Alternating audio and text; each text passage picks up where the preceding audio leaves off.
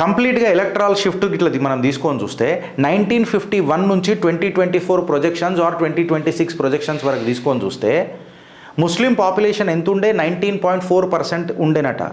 అప్పుడు Indian national Congress ఈ మైనారిటీని manage చేసి భారత్లో సర్కార్ నడిపించుకుంది, బెంగాల్లో సర్కార్ నడిపించుకుంది 1951లో.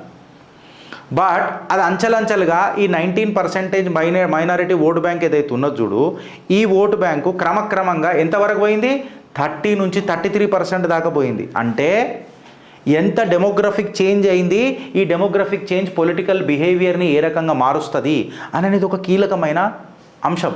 అండ్ రాబోయే ఫ్యూచర్ గవర్నమెంట్కి ఫ్యూచర్ ఎవరు, ఈ 30 to 33% of the Muslim vote bank, minority vote bank దూరం మాట గట్టిగా పచ్చిగా నిష్పక్షపాతంగా క్లారిటీగా మాట్లాడుకుందాం. 30 to 33% ముస్లిం ఓటు బ్యాంక్.